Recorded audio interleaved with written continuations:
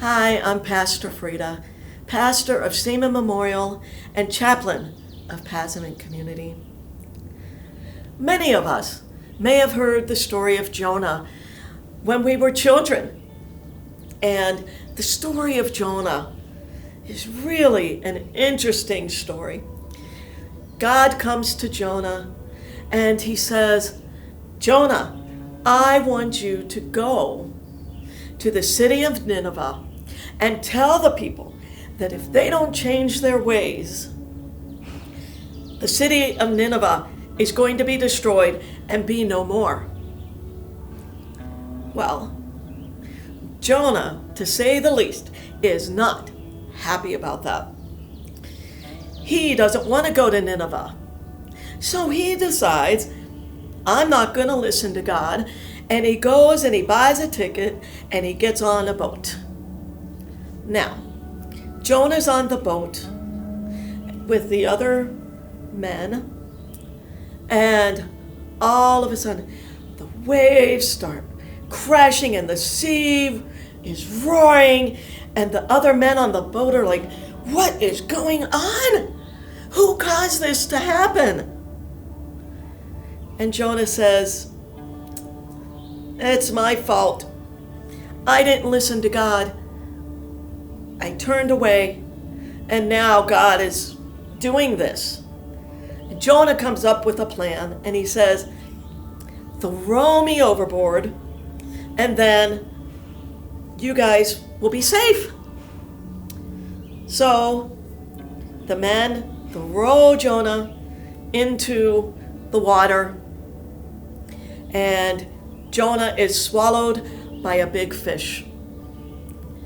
For 3 days, he's in the belly of that fish.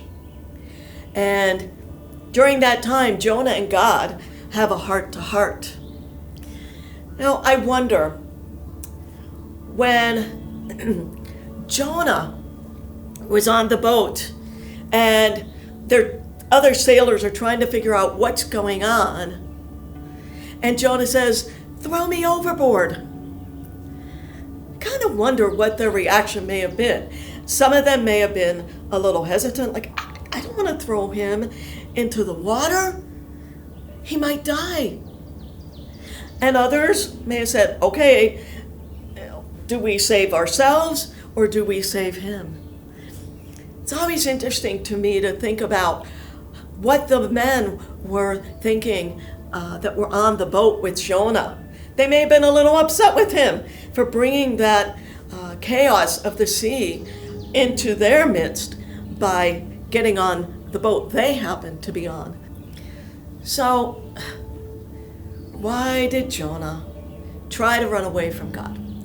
Well, the city of Nineveh was a big city, and the people, Nineveh was the capital of the Assyrian Empire.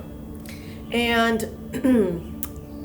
let's just say the people were not very nice.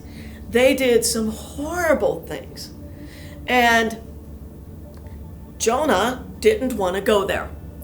And so after Jonah is in the belly of the big fish for 3 days, he decides, all right, I'll listen to God. The big fish spits Jonah out onto the beach, and he says, all right, God, I will go to Nineveh, and I'll tell the people what you told me to tell them. Now, to me, this is one of the lamest prophecies in all of Scripture. He says, 40 days more, and Nineveh will be no more. That's it. But guess what? That prophecy worked. The people of Nineveh repented, they asked for forgiveness, they changed their ways.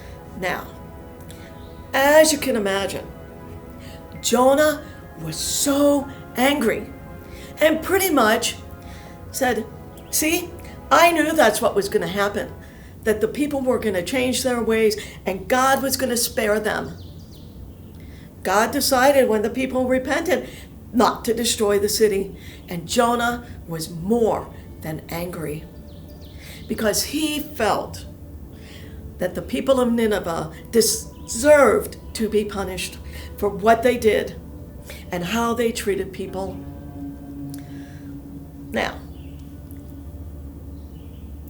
sometimes I think we might be like Jonah and judge people and maybe believe they don't deserve God's love and mercy. Well, they're beyond God's love and mercy because they did this or they didn't do that. But that's not the way God works. No one is beyond God's love and mercy. Sometimes we may be like Jonah and try to run away from God.